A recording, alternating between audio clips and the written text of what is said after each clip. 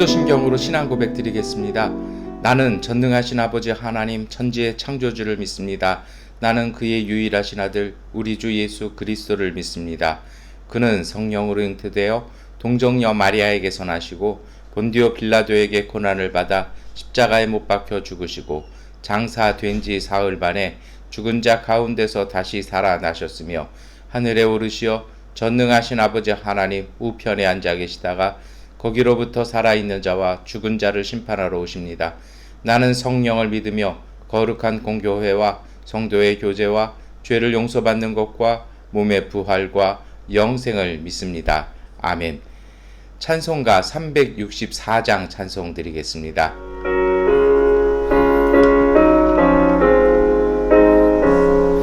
내 기도하는 곳이간 그때가 가장 즐겁다.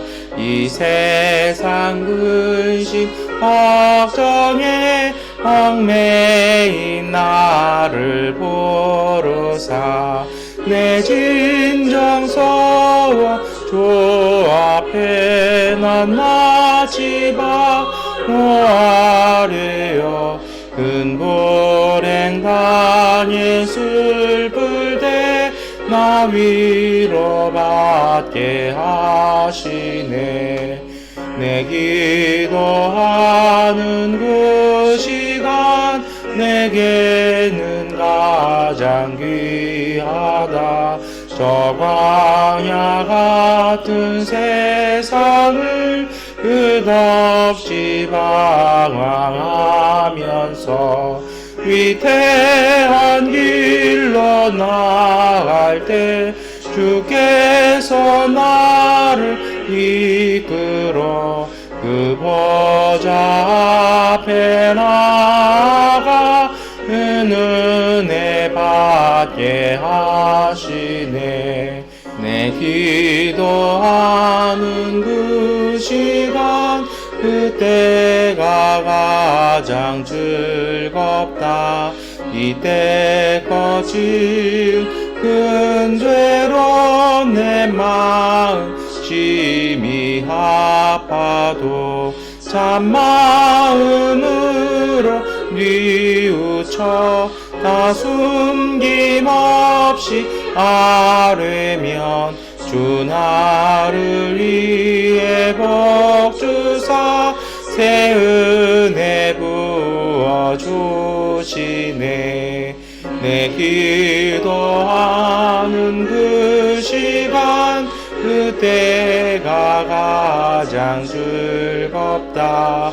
주 세상에서 일찍 저열한 곳 기하여 빈들에서 나 산에서 온 밤을 새워 지내사 주 예수 진 기도로 근본을 보여주셨네.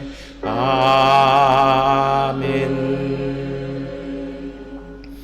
마가복음 5장 21절부터 43절까지의 말씀을 세번역번 성경으로 함께 읽겠습니다. 예수께서 배를 타고 맞은편으로 다시 건너가시니 큰 무리가 예수께로 모여들었다. 예수께서 바닷가에 계시는데 회당장 가운데서 야이로라 하는 사람이 찾아와서 예수를 뵙고 그 발 아래에 엎드려서 간곡히 청하였다. 내 어린 딸이 죽게 되었습니다. 오셔서 그 아이에게 손을 얹어 고쳐주시고 살려주십시오. 그래서 예수께서 그와 함께 가셨다. 큰 무리가 뒤따라오면서 예수를 밀어댔다. 그런데 12해 동안 혈루증을 앓아온 여자가 있었다. 여러 의사에게 보이면서 고생도 많이 하고 재산도 다 없앴으나 아무 효력이 없었고 상태는 더 악화되었다. 이 여자가 예수의 소문을 듣고서 뒤에서 무리 가운데로 끼어 들어와서는 예수의 옷에 손을 대었다. 그 여자는 내가 그의 옷에 손을 대기만 하여도 나을 터인데 하고 생각하고 있었던 것이다. 그래서 곧 출혈의 근원이 마르니 그 여자는 몸이 나은 것을 느꼈다. 예수께서는 곧 자기에게 능력이 나간 것을 몸으로 느끼시고 무리 가운데서 돌아서서 누가 내 옷에 손을 대었느냐 하고 물으셨다. 제자들이 예수께 무리가 선생님을 에워싸고 떠밀고 있는데 누가 손을 대었냐고 물으십니까? 하고 반문하였다. 그러나 예수께서는 그렇게 한 여자를 보려고 둘러보셨다. 그 여자는 자기에게 일어난 일을 알므로 두려워하여 떨면서 예수께로 나와 엎드려서 사실대로 다 말하였다. 그러자 예수께서 그 여자에게 말씀하셨다. 딸아, 내 믿음이 너를 구원하였다. 안심하고 가거라. 그리고 이 병에서 벗어나서 건강하여라. 예수께서 말씀을 계속하고 계시는데 회당장의 집에서 사람들이 와서 회당장에게 말하였다. 따님이 죽었습니다. 이제 선생님을 더 괴롭혀서 무엇 하겠습니까? 예수께서 이 말을 곁에서 들으시고서 회당장에게 말씀하셨다. 두려워하지 말고 믿기만 하여라. 그리고 베드로와 야고보의 동생 요한 밖에는 아무도 따라오는 것을 허락하지 않으셨다. 그들이 회당장의 집에 이르렀다. 예수께서 사람들이 울며 통곡하며 떠드는 것을 보시고 들어가셔서 그들에게 말씀하셨다. 어찌하여 떠들며 울고 있느냐? 그 아이는 죽은 것이 아니라 자고 있다. 그들은 예수를 비웃었다. 그러나 예수께서는 그들을 다 내보내신 뒤에 아이의 부모와 일행을 데리고 아이가 있는 곳으로 들어가셨다. 그리고 아이의 손을 잡으시고 말씀하셨다. 달리다 굼. 이는 번역하면 소녀야 내가 네게 말한다. 일어나거라 하는 말이다. 그러자 소녀는 곧 일어나서 걸어 다녔다. 소녀의 나이는 12살이었다. 사람들은 크게 놀랐다. 예수께서 이 일을 아무에게도 알리지 말라고 그들에게 엄하게 명하시고 소녀에게 먹을 것을 주라고 말씀하셨다. 아멘. 네, 오늘 아침에 우리 마가복음 5장 말씀 함께 읽으셨습니다. 오늘 말씀은 치료에 대한 이야기인데요. 오늘 말씀은 참 재밌어요. 이야기 안에 이야기가 담겨 있기도 하고 샌드위치 구성이라고 그래서요. 전면적으로는 무엇에 관련된 이야기입니까? 회당장의 그 12살 된 딸 아이를 거의 되살려낸 것도 있을 것 같아요. 이렇게 고치시는 이야기죠. 마가복음 5장에는요. 회당장 야이로의 집에 그 12살 된 딸 아이를 고치는 이야기입니다. 그 고치러 가시는 중에 이렇게 일어나는 이야기인데요. 그 와중에 뭐가 있어요? 갑자기 의도하지 않았던 사건이 벌어지죠. 12해 동안 혈루병, 다시 말하면 그 출혈이 12년 동안 계속된 것입니다. 그러니까 출혈이 12년 동안 계속되면 사실 건강에도 굉장한 문제가 있었을 것 같아요. 여러 가지 뭐 질병들, 뭐 언뜻 생각만 해도 막 여러 가지 있었을 것 같아요. 그리고 거기다가 유대인들은요, 이게 그 몸에서 피가 묻는 걸 극도로 싫어합니다. 왜냐하면 그게 율법에 저촉이 되기 때문인 것이죠. 그러다 보니까 이 피가 묻으면 7일간 부정한 거고, 그러니까 집에도 들어갈 수도 없고, 뭐 이렇게 돼요. 그러니까 여인의 삶이 어떻겠습니까? 뭐 이거 고치려고 이렇게 저렇게 하다가 가산도 창진했다라니까, 그러니까 쉽게 말하면 집안이 풍지박산 난 거죠. 그런 여인이 중간에 뚝 끼어듭니다. 그리고 이제 뭐 예수님께 이렇게 고침을 청한 것도 아니에요. 뭐 자세한 이야기는 우리가 너무 잘 아시기 때문에 제가 굳이 설명을 하지는 않겠습니다. 그래서 어떻게 보면 전체적으로 보면요, 그 치료에 대한 말씀 가운데 다시 치료에 대한 말씀이 이렇게 담겨져 이렇게 있거든요. 근데 여러분, 이야기는요, 그 이야기 속에 이야기가 담겼지만 비슷한 것들이 몇 가지가 있어요. 첫 번째로 무엇이 비슷합니까? 거의 이제 고칠 수 없는 질병에 대한, 그러니까 병이 12년이 되었다라는 얘기는요, 이거는 고질이 아니라 이거 아예 병인과 그 사람이 하나가 된 거죠. 그러니까 불치가 됐다라는 어떤 그런 의미가 있어요. 또 이 소녀의 나이도 어떻게 됩니까? 12살이잖아요. 그러니까 어떻게 보면은 12살이라는 나이는요, 이게 완전히 성장했다라는 의미가 있어요. 그래서 전에 한번 말씀을 드렸습니다만, 한 아이가 태어나면 우리는 그 돌 하잖아요. 그래서 아이를 한 사람의 그 아이로, 사람으로 인정해주는 게 돌이잖아요. 왜 그렇습니까? 고대에는 유아 사망률이 높아서 그렇거든요. 그러면 이제 우리나라의 돌에 해당하는 게, 유대에서는요, 그 12살, 13살이에요. 그래서, 그 구약은 12살인데 신약에 와서는 좀 바뀌어요. 그래서 그 딸아이 같은 경우에 여자들은 조금 일찍 성장을 하잖아요. 그래서 12살이 되면 성인례를 합니다. 근데 남자는 12살 때는 이제 준비해를 갖는 해로 해서 교육을 받고 1년 지나서 13살 때 이렇게 성인례를 받거든요. 그래서 예수님도 성전에 첫 올라가신 게 12살 때잖아요. 그때부터 성인의식입니다. 그러니까 갓 어른이 된 소녀가 죽었다라는 것이죠. 근데 12살, 12해 좀 의미들이 이렇게 있는 거를 의도적으로 이렇게 집어넣습니다. 그러니까 좀 어떤 내용이에요? 온전함과 어떻게 보면 그 반대적인 의미들도 이렇게 있죠. 그런데 여기에는요, 제가 온전함과 반대가 있다라는 말씀도 드렸습니다만, 두 명의 병자가 나옵니다만, 이 두 명의 병자는요, 또 틀려요. 어떻게 틀립니까? 이 먼저 회당장 야이로의 딸은요, 아버지가 회당장이면 그 지역에서는 정말 인정받는 사람입니다. 그러니까 명예로운 사람이고요. 그러니까 예전에 회당장이라는 직책이 무슨 보수나 사례를 받는 건 아니에요. 그러니까 어떻게 보시면 되냐면 그 목회자가 없는 교회를 담당하는 이제 수석 장로라고 이렇게 생각하시면 됩니다. 얼마나 이 사람 존경받는 사람이고 그 지역 내에서 유지일 수 있습니다. 그러니 이런 사람 집에 그 아이가 아프다 그러니까 온 모든 사람들이 다 모여드는 건 참 그렇죠. 그러니까 유명한, 쉽게 말하면 부잣집 양반집 딸이 이렇게 아픈 거죠. 반대로 오늘 중간에 나오는 여인은 어떻습니까? 뭐 예전의 삶이 어떻게 됐든 그 여인이 갖고 있는 질병 때문에 집안이 풍지박산 났을 것입니다. 이 여인도 어떤 건물에 보통 가족이나 함께 동네에 거주할 수가 없어요. 왜냐하면 부정하기 때문입니다. 몸에서 피가 나면 그 부정하기 때문에 그것을 정결하게 하는 흐르는 물로 씻고 그 정결례를 지내는 기간 안에는 누구와도 만나서는 안 되고 누구도 그 집에 들어올 수 없는 사람입니다. 그러니 그 삶이 어떻겠습니까? 그러니 대놓고 예수님 앞에 나올 수도 없어요. 왜요? 그 여인이 부정하기 때문인 것입니다. 근데 이렇게 서로 다른 관계들, 한 사람은 대놓고 예수를 초청하고 부탁을 하지만 초청과 부탁조차 할 수 없는 여인의 그 치료 이적이 오늘 본문 안에는 담겨져 있습니다. 오늘 이것을 우리가 좀 묵상하고 기도하려고 합니다. 먼저 우리가 생각해 볼 것이 있어요. 여러분, 저는 말씀 읽다가 중간에 좀 천천히 읽고 좀 이렇게 했는데요. 왜냐하면 말씀을 읽다가 딱 드는 생각이 있었어요. 무엇이냐면, 여러분 아프시고 문제 생기면 이렇게 예수님께서 치료해 주시고 구원해 주신 것을 믿고 기도하십니까? 여러분, 제가 오늘 말씀 묵상하면서 좀 그런 생각 많이 했는데요. 12해 동안 출혈이 멈추지 않는 여인의 병, 이거 고질병이고 불치병이 있잖아요. 죽음의 경각에 다른 병이요. 회당장이면 유대교에서는 굉장히 인정받는 사람이거든요.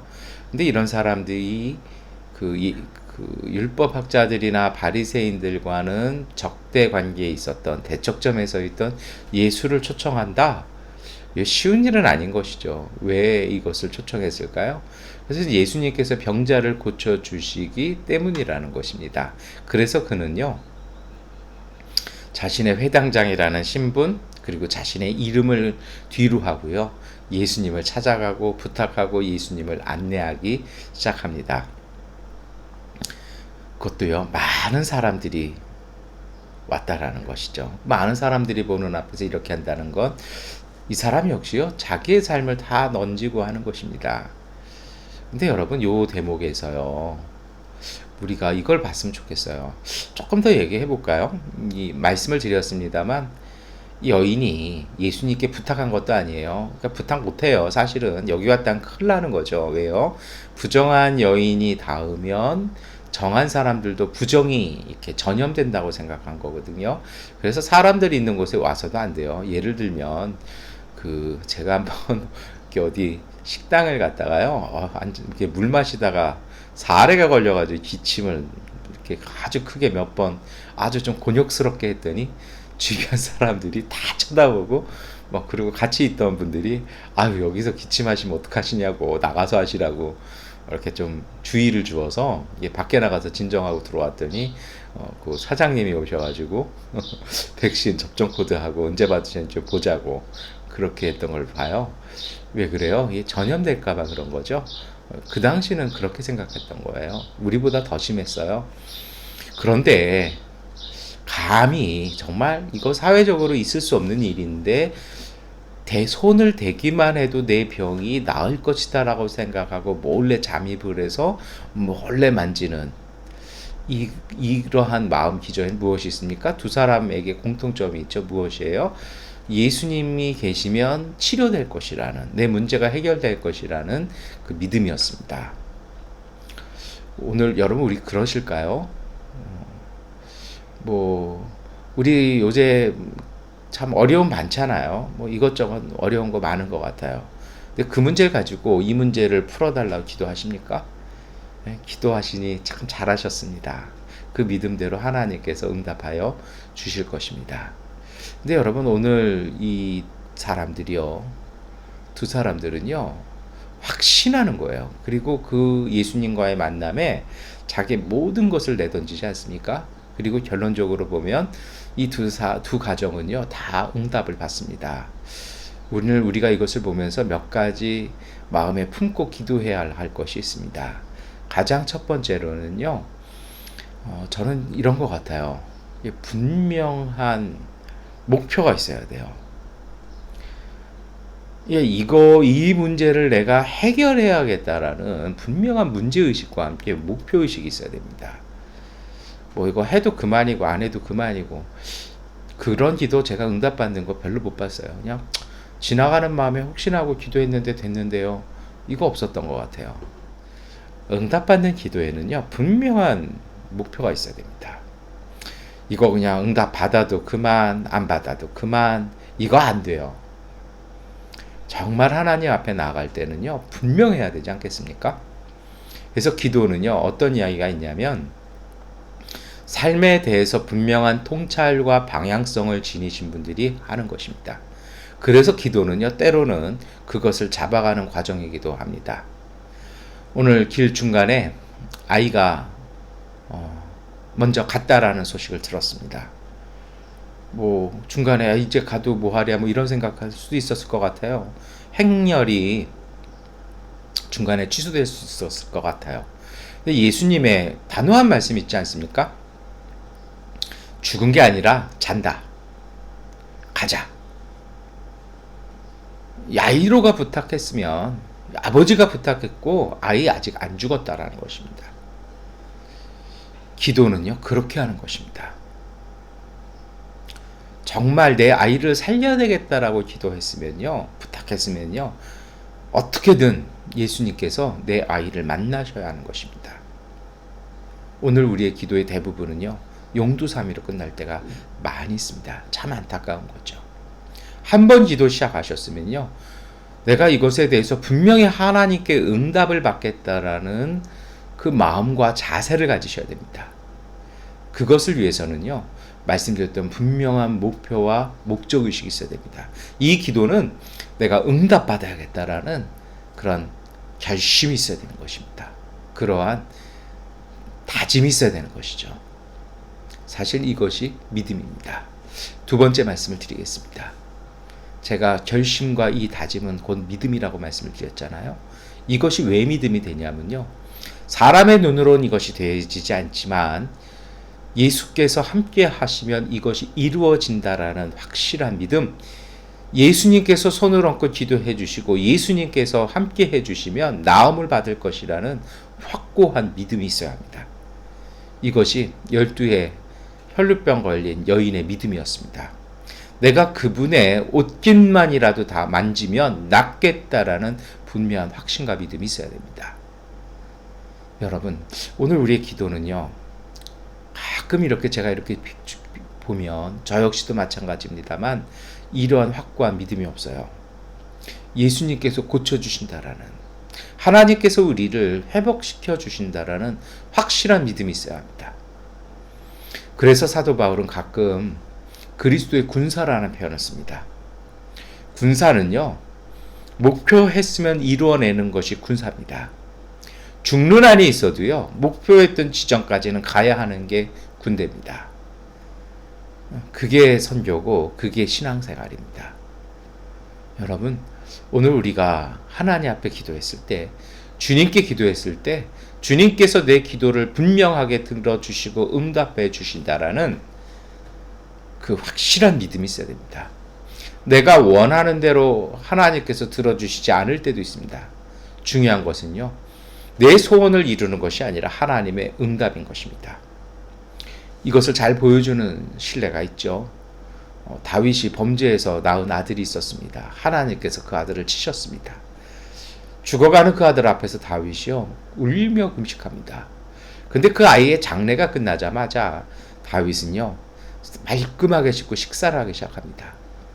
부하들 입장에서 뭐라 얘기합니까? 아, 병중인데도 저런데 장례 치를 때 우리 임금이 어떻게 될지 참 걱정이다. 근데 너무나 다른 모습 앞에서 묻습니다. 다윗이 하는 얘기가 있잖아요. 혹시 하나님께서 살려주실까봐. 어떻게 보면 참 단호하기도 하고 어떻게 보면 좀 차가워 보이지도 않습니까? 근데 그것이 무엇이에요? 다윗은 자기의 기도에 대해서 분명하게 응답 받았다라는 것입니다. 여러분, 내 목적, 내 소원이 이루어지는 것이 아니라 하나님께 앞에서 분명한 응답을 받을 때까지 내가 기도에 집중하고 전념하는 것, 그것이 바로 믿음의 기도입니다. 오늘 우리가 이것이 회복되어졌으면 좋겠습니다. 돼도 그만, 안 돼도 그만 아니고요. 한 번 시작했으면요, 응답받기 전까지는 물러서지 아니하는 기도, 이 기도가 오늘 우리에게 필요합니다. 그리고 이 기도가요, 문제 해결에 하나님이 주시는 능력의 통로입니다. 그런 기도를 통해서 하나님은 우리를 깨닫게 하십니다. 먼저 우리의 욕심이나 우리의 정결하지 못한 부분들을요, 털어내기 시작합니다. 그 모습을 잘 보여주는 것이 여인의 모습입니다. 자기를 잘 덮고 앞으로나지 않게 한 상태에서요, 조용히 와서 예수님의 옷깃을 만지지 않습니까? 놀라운 일이 벌어지죠. 예수님께서도 누군지도 모르는데 그 능력이 나가시는 걸, 어떻게 보면 최초로 예수님의 능력을 도둑질한 여인일 수 있습니다. 좀 표현이 그렇지만요, 놀라운 믿음이라는 것이죠. 예수님께서 그 여인을 책망하지 않으십니다. 그리고 오히려 축복해 주시죠. 뭐라고 하십니까? 정말 병에서 벗어나서 잘 살라고 축복해 주십니다. 그리고 뭐라고 얘기하십니까? 34절의 말씀을 우리가 함께 읽겠습니다. 그러자 예수께서 그 여자에게 말씀하셨다. 딸아, 내 믿음이 너를 구원하였다. 안심하고 가거라. 그리고 이 병에서 벗어나서 건강하여라. 병의 치료가 먼저가 아니고요, 예수님은요, 너의 믿음이 너를 구원했다라고 영혼에 대한 문제까지도 풀어주시는 것입니다. 여러분, 이것이 바로 응답입니다. 영혼이 건강해질 때 몸이 건강해지는 것이고요, 몸이 건강해져야 모든 일에서 건강해지는 것입니다. 그래서 요한 1서의 말씀 있잖아요. 내 영혼이 잘된 같이 범사에 잘되고 강건하기를 내가 간구하노라. 여러분, 오늘 우리가 이 믿음으로 오늘 우리 앞에 있는 모든 문제들, 모든 것들 앞에서 그리스도의 능력으로 우리와 함께 하신 예수님의 사랑으로 승리하시기를 축원합니다. 한 가지 마지막 이야기 하겠습니다. 사실은 이것이 오늘 핵심이라고 생각합니다. 이러한 기도, 이러한 믿음에는요, 차별이 없습니다. 왜 마가는 회당장 야이로의 집에 가는 길에 이 혈류병 걸린 여인의 이야기를 집어넣었을까요? 왜 이야기는 한 번에 이렇게 구성되어질까요? 의도했든 의도하지 않았던 이야기 속에 숨어있는 메시지가 있습니다. 이것이 핵심이죠. 제가 앞에 그런 말씀 드렸잖아요. 여러 가지 매칭되는 부분들이 많다고요. 12이라는 숫자도 그렇고 불치병도 그렇고요. 그런데 다른 게 있었다 그랬잖아요. 12살, 건강한 12살이었는데 여인에게는 불행한 12년이었다라는 것입니다. 회당장 야이로요, 인정받고 능력 있고 존경받는 사람이었다라면 이 여인은 가정과 삶이 풍지박산난 그러한 여인이었고 누구에게도 당당히 설 수 없는 여인이었죠. 놀라운 것은요, 예수님께서는 이 두 가정을 차별하지 않으셨습니다. 하나님의 은총은 차별하지 않으십니다. 어떻게 살았느냐가 아니라 오늘 예수님 앞에서 어떻게 서 있느냐가, 예수님을 어떻게 바라보느냐가 문제의 핵심이라는 것입니다. 그래서 제가 믿음보다 앞서는 것이 분명한 목적이라고 그랬잖아요. 내가 예수 그리스도 앞에, 하나님 앞에 분명하게 서 있어야겠다라는 그 다짐, 그 목마름, 그 간구, 그것이 믿음이 되는 것은요, 예수님께서 오늘 내 구주가 되시고 예수님께서는 오늘 우리를 판단하지 않으시고 차별하지 아니하시고 동일한 은혜를 베푸신다라는 그 믿음일 것입니다. 오늘 마가복음은요, 이 말씀, 이 메시지를 우리에게 주십니다. 마가복음의 말씀을 읽었던 사람들, 그 시대에 무시받았던 갈릴리 사람들이었습니다. 여러분, 하나님의 은총은 공평하십니다. 차별하지 아니하십니다. 그러나 우리가 꼭 가져야 될 것이 있죠. 그것이 무엇입니까? 바로 하나님께서 오늘 내 기도에 응답해 주신다는, 예수님께서 오늘 우리의 구주시라는 분명한 신앙과 믿음을 가지고요, 삶의 문제를 가지고 주님 앞에 나아가 기도하시고 응답받으시는 복된 하루 되시기를 축원합니다. 기도하겠습니다. 전능하신 아버지 하나님, 오늘 우리의 주님 되신 주 예수 그리스도 앞에 우리가 기도하고 간구할 때 응답받는다라는 성경의 말씀, 이 가르침을 우리가 기억하게 하여 주옵소서. 그리고 믿게 하여 주옵소서. 오늘 우리의 삶이 물질이 아니라, 명예가 아니라, 권력이 아니라 주님의 은총이 우리에게 복음이 되고 우리에게 기쁨이 되고 유일한 구원이 됨을 우리가 바라보게 하여 주시옵소서. 그래서 이 믿음 가지고 삶의 문제로 인해서 어려워하고 낙심하지 아니하며 주님 앞에 나가 쏟아놓고 기도하고 구할 때마다 그 문제들을 풀어내며 하나님 앞으로 더욱 가까이 가게 하여 주옵소서. 우리가 믿음을 가지고 주님 앞에 나갈 때마다 오늘 우리의 믿음을 통해 우리가 구원받았음을 확신하며 그 확신을 가지고 우리의 삶이 모든 문제로부터 벗어나 온전하게 되어지는 믿음의 성장이, 우리의 신앙의 성숙이, 우리의 삶의 온전한 평화가 주님 앞에서 이루어지게 하여 주옵소서. 이제 이번 주일부터 새로운 처소에서 예배드리는 모든 준비 과정들 가운데 은혜 주시고 하나님께서 함께하여 주셔서 우리가 함께 모여드릴 때 큰 기쁨, 하나님의 놀라운 은총이 우리 가운데 이루어지게 하여 주옵소서. 예수 그리스도의 이름으로 기도드립니다. 아멘. 하나님께 기도하는 시간 갖도록 하겠습니다.